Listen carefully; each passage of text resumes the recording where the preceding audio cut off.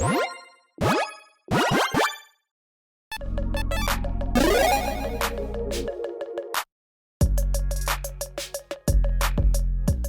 everyone, Mitch coming in from the Creators Core Studio. Welcome to the show. So, I was gonna say spoiler season, and then I was like, wait, but there's still leaks, so spoiler leak. Sleek season. Sleek season, or Loiler. Let's go with Sleek. Sleek season, so that's hard to say. Sleek season continues on.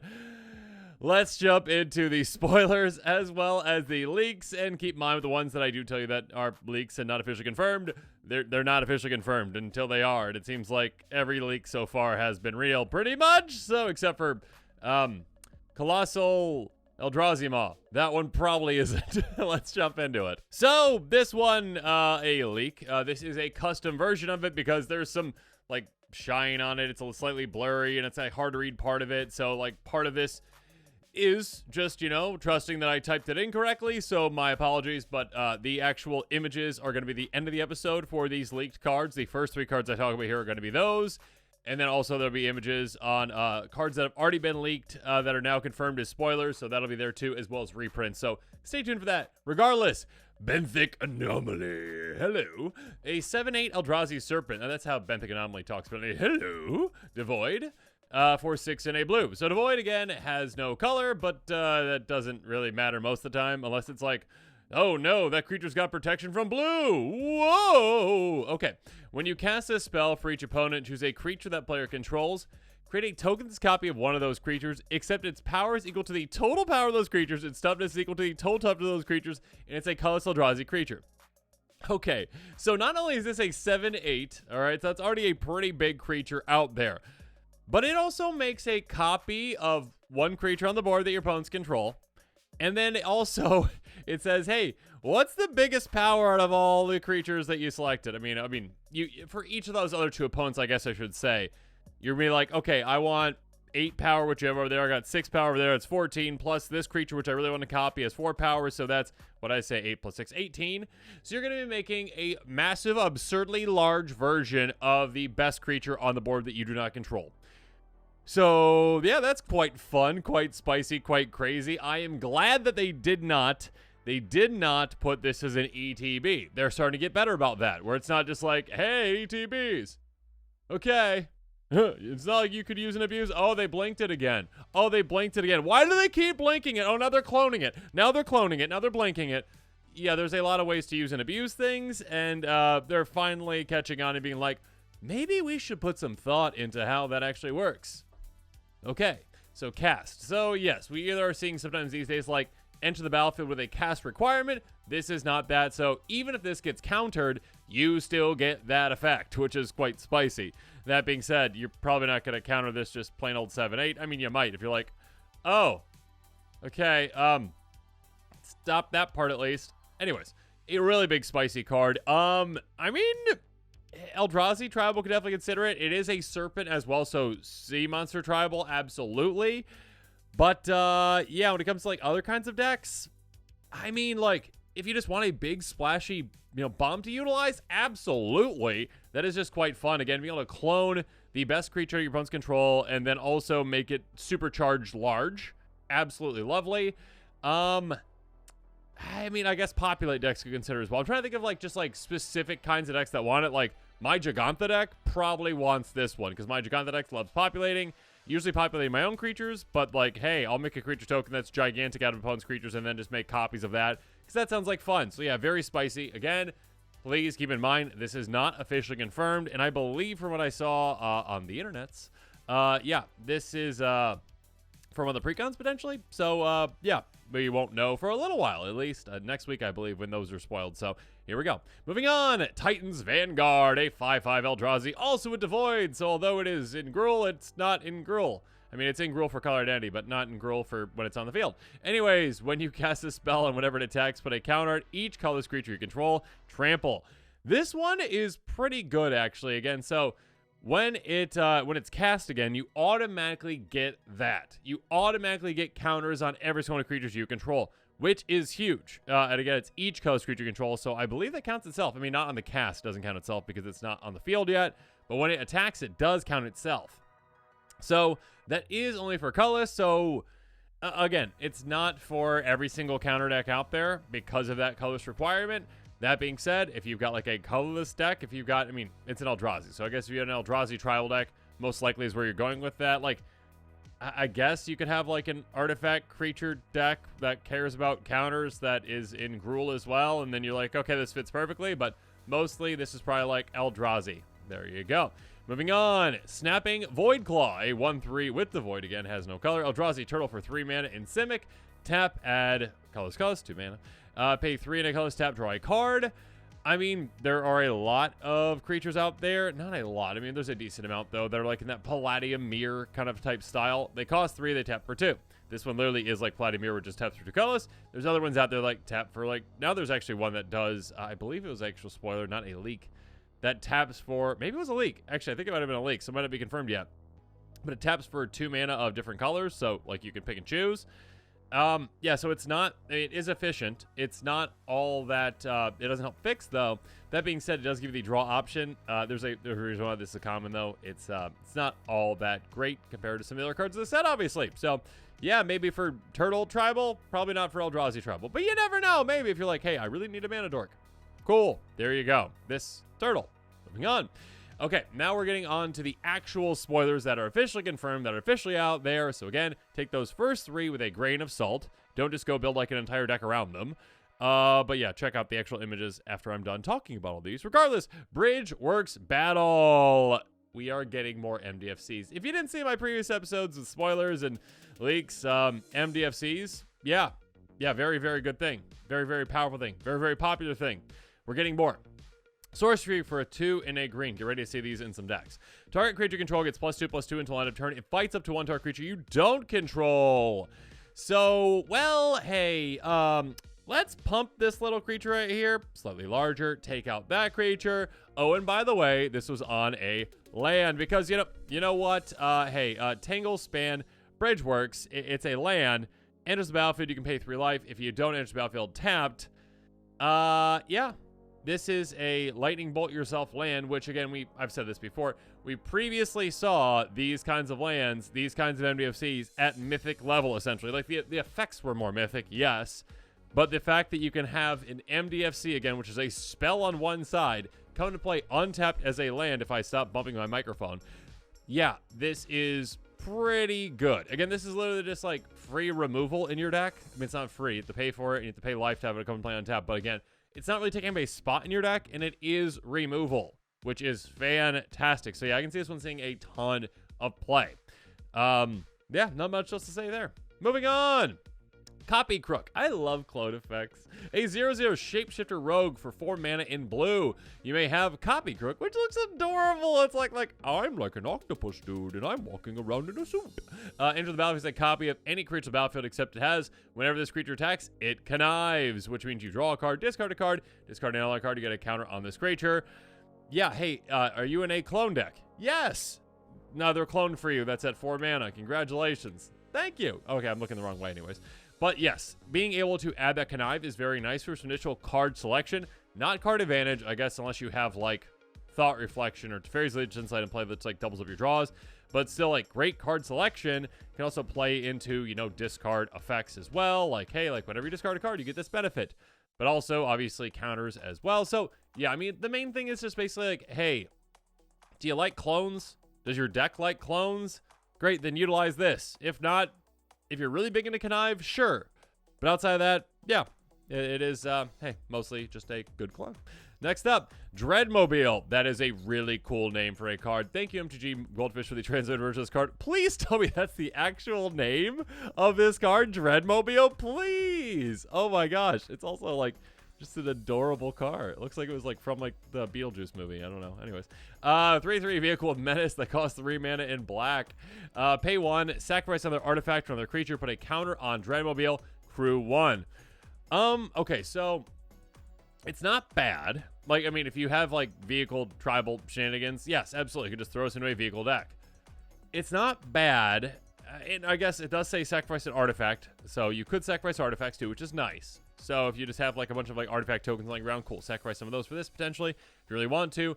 Sacrificing creatures as well, though, like the problem is like where this might be competing outside of just like in a vehicle deck is it would be competing like as a sacrifice outlet potentially. And the problem with that is it's not free.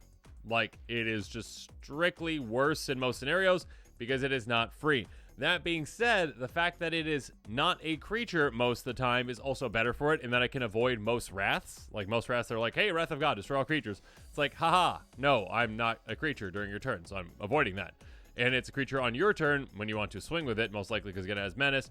It takes a very low crew cost. You can get this power up quite a bit. But yeah, the fact that it even costs 1 mana to sacrifice things versus, what is it, Bartolome de Presidio, or whatever that one is, from, gosh, what was that even from? Last year at some point? Vampire dude. Ixalan, probably? Yeah, there we go. Being able to freely sacrifice artifacts or creatures for, I think, the same effect or somewhat similar effect. Yeah, there's a difference between paying 1 mana and not. Next up, Expanding Ooze, a 3/3 Ooze that costs 3 mana in Golgari. I don't know if you knew this, but it's actually a rule. You have to say ooze like ooze when you're at the table, okay? All right, anyways. If not, you get kicked out of the LGS. For Golgari colors, adapt 1. So if it had no counters on it, you put a counter on it. I do shorthand +1 counters for this counter, okay? When it attacks, put a counter on target modified creature you control. So obviously, by adapting this becomes modified. Modified are equipment auras, and counters on them are modifications to creatures. So you can just get a counter on it. It's only 1 counter. It's not all that impactful. I guess if you have Ooze Tribal, maybe, but no. Okay, Fell to Profane. My goodness. Can't believe they went there. Okay, did you want to see murder on an MDFC? It's not technically murder because it costs 1 mana more. Okay, I mean, but you get the Planeswalker one. What's the Hero's Downfall or something like that? I think there was like a destroy target creature or Planeswalker for 3 mana in Amonkhet, maybe? I don't know. Let me know in the comments below. Am I really right or really wrong on that? But yeah, 2 black, instant speed, destroy target creature or Planeswalker. I mean, the fact that it says Planeswalker is just nice little addition. That the thing that matters most is creature on this, really. Like, for the most part, when it comes to Commander. Yes, there are certain Planeswalker decks out there, but yeah.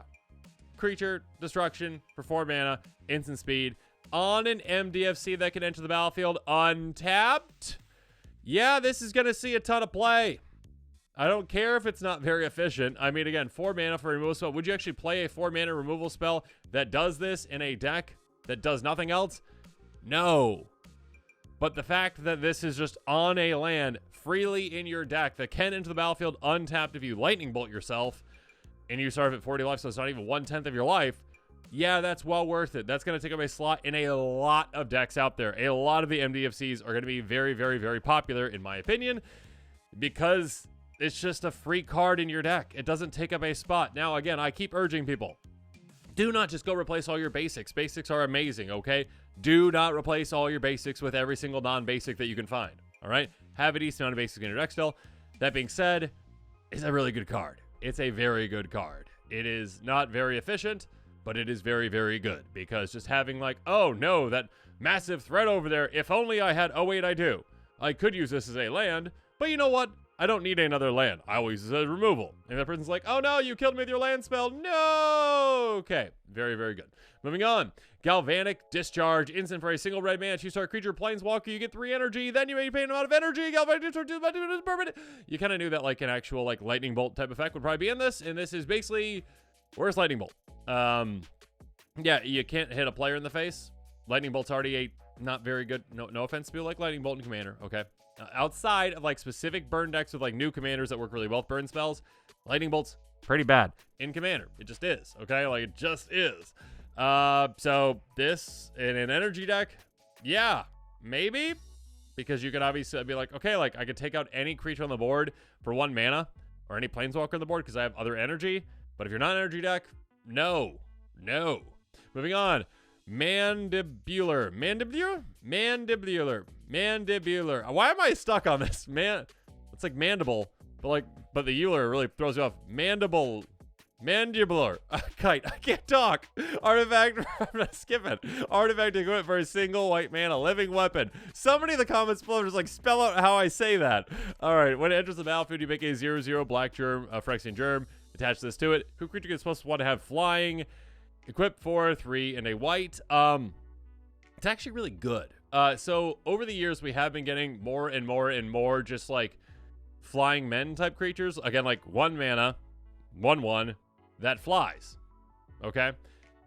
And we started getting more and more that like do better and better things, like Siren Stormtamer, where we've got one that can like counter a spell that targets something. We get ones that like scry when they come to play, or surveil when they come to play, or like can get bigger, or can steal creatures, or there's a lot of really good ones out there.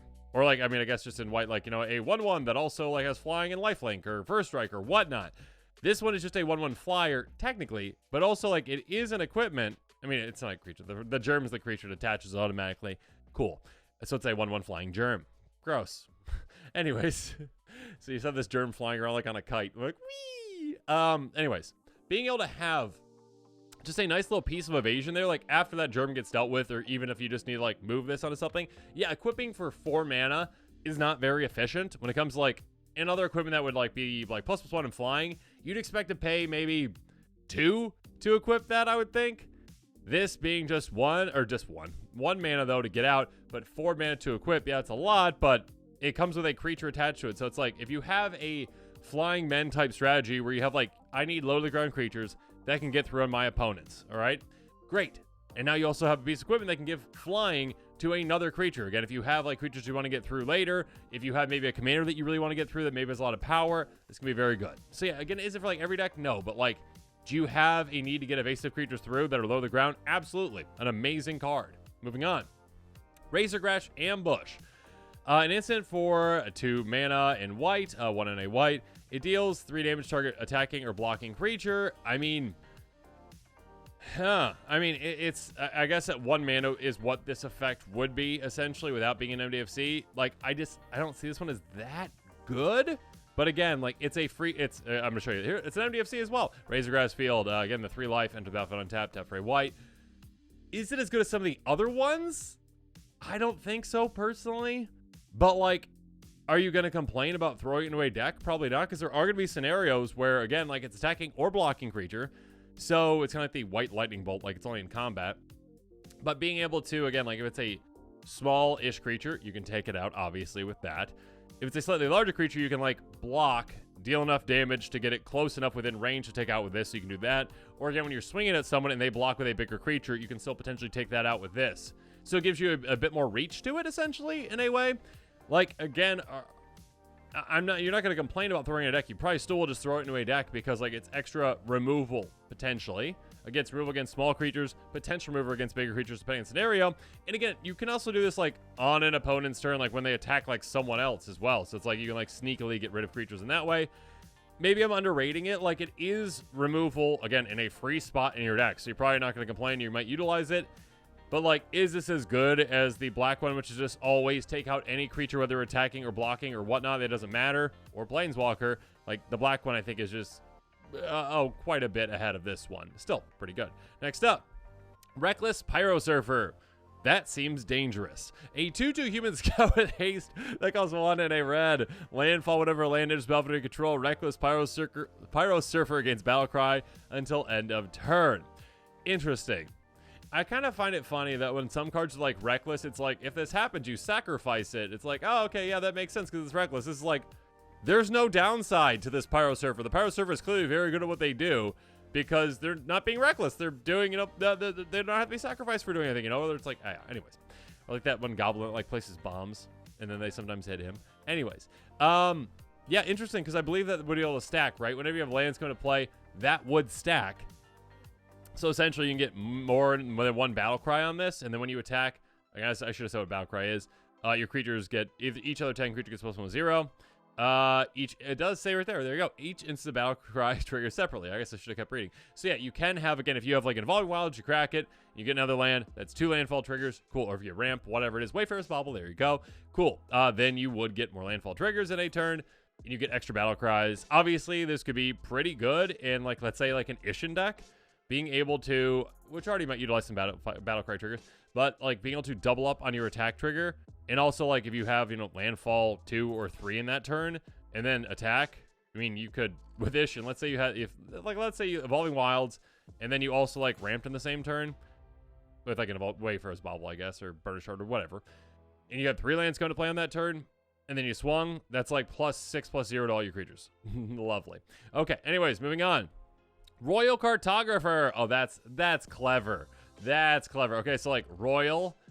I think I did it intentionally, right? Like Royal, like I am a Royal. But no. Royal as in like the Royal. Cartographer. Merfolk Rogue for 1 and a blue. Landfall, whatever land is battlefield control, you get energy. Tap, pay 6 energy, draw 3 cards. It's a 1/3. I mean, 6 energy is pretty steep, I guess. But like not steep. Like, if you're just throwing this in a deck and you're like, this will be great for me for drawing cards. It's like, probably not. Like, I mean, sure, like you throw it into a landfall deck, you can get a lot of lands in a turn. You really can. You can take a couple of turns to get that, but like, I wouldn't count on this like in a landfall strategy to be like, this is going to be one of my main sources of draw. I wouldn't count on that, personally. But if you're just throwing this into an energy deck, that's quite nice. Just being able to gain additional energy every single time you just get lands into play, that's huge. And of course, you're going to have a lot of energy to be able to tap, to be able to draw with this. So yeah, it's interesting. Like, I mean, maybe I'm underselling it for landfall, but like, I think obviously for energy, it could see play. It will see play. Sunring Eruption, yet another MDFC. Let's see where this one stacks up compared to the rest. Sorcery for 2 and a red. Destroy target land, and it stops right there. Just kidding. Its controller may search the life for a basic land card, put the battlefield tap, then shuffle. Creatures without flying can't block this turn. Okay, that last part kind of saved this one.